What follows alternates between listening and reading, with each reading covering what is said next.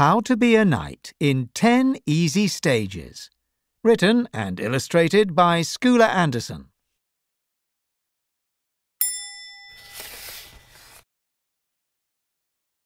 Stage 1. Become a squire. If you'd lived in the Middle Ages, you wouldn't have gone to school. Instead, boys and girls from rich families were sent to live with another rich family in their castle or manor. They learnt how to read, write, and play a musical instrument. They learnt good manners and had to serve their lord and lady at meal times. Boys were called pages, girls were called girls. At the age of 14, a page became a squire. He would learn how to look after his master's horse and keep his armour and weapons in good order. One day he would go into battle, so he learnt how to fight. He used a wooden sword to learn hand-to-hand combat. He practised with the longbow. He learnt how to hold a lance by running at the quintain. If he didn't get out of the way quickly, the sack of sand would swing round and hit him.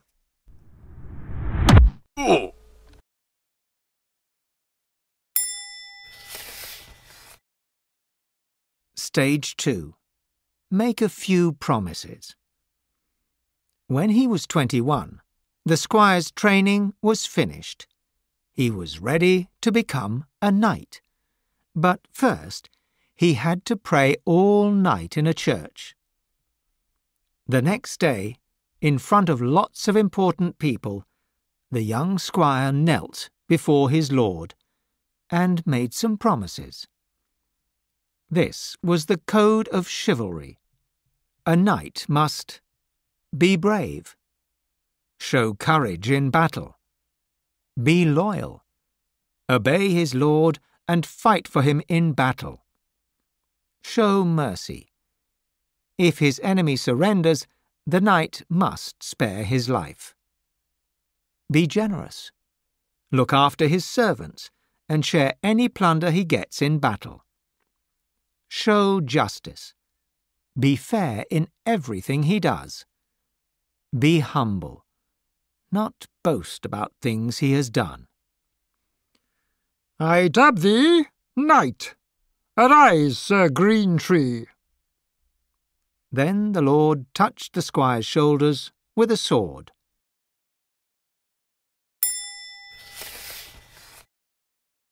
Stage 3. Get some armour. Every knight needed a suit of armour to protect himself in battle. The armour was made of metal plates, shaped to fit his body. They were tied together with leather straps, so he could move easily. The knight would put on his helmet last, because during battle it got hot and sweaty inside. Some knights decorated their helmets with feathers or cloth. He carried a shield made of wood and covered with leather. The knight needed several weapons for a battle.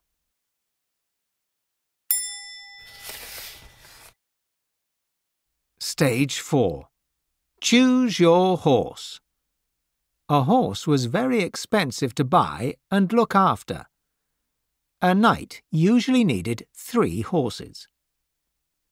Charger. A big, heavy horse to ride in battle. It had to be able to stop and turn quickly. Palfrey. A small horse to move slowly and smoothly. A knight needed a gentle ride over long distances, especially if he was wounded in battle. Pack horse. To carry all the knight's equipment. Before the Middle Ages, soldiers rode on small, swift horses, but it was hard to fight on the back of a horse without falling off. Stirrups were invented to hold knights' feet in place. This meant a knight could stand up and use his lance or sword with great force.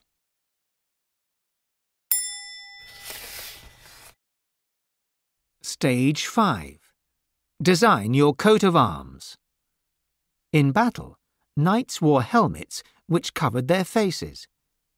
Every knight had his own pattern or picture on his shield, clothes, or flag, so he could be easily recognized. This was called his coat of arms. A herald had to make sure that no knight had the same coat of arms as another. Heralds kept a list of all the coats of arms. This was called heraldry. Heraldry used unusual names for the colours on shields. You could divide your shield with lines. You could put any picture on your shield. Dragons, lions, and eagles were popular.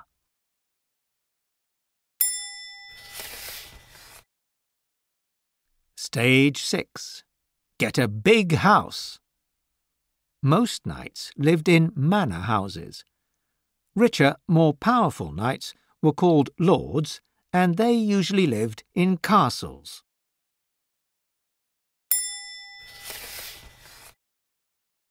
Stage 7.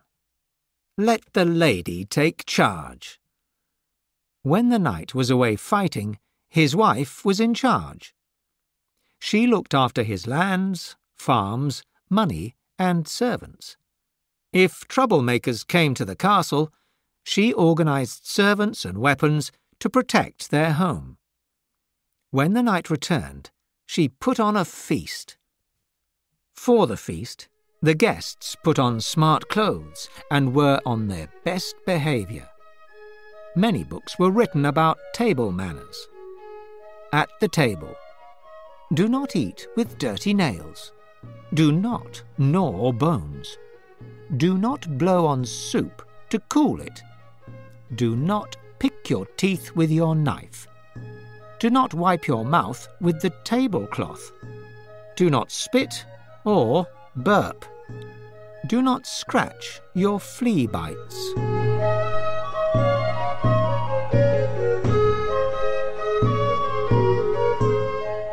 During the meal, there'd be music and fun. There might be acrobats and a jester to tell jokes.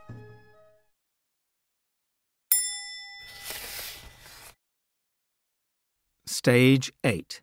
Have some fun. A knight wasn't always fighting battles. Now and then he could relax at home. He might play a game of chess. He might make toys for his children. He might enjoy some music.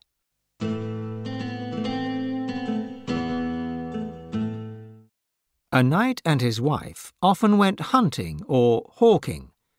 They rode into the countryside to hunt deer.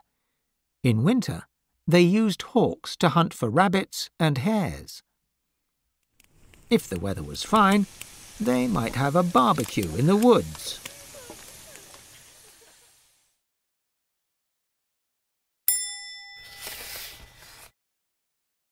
Stage 9. Join in a joust. Jousts were competitions where knights could show off their fighting skills. They were bright and lively events. There were 3 sorts of joust. With lances, 2 knights charge at each other on horseback. On foot, 2 knights fight with swords.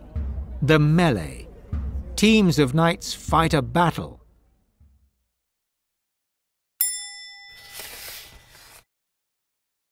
Stage 10. Win a battle. In battle, knights charged at the enemy together.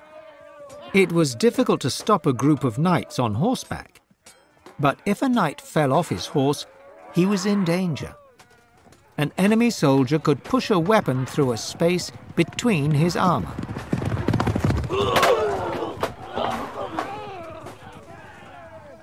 If the enemy was inside a castle, the knights had to organise a siege outside. They would surround the castle with men and weapons. If the enemy didn't surrender, the knights and their men attacked.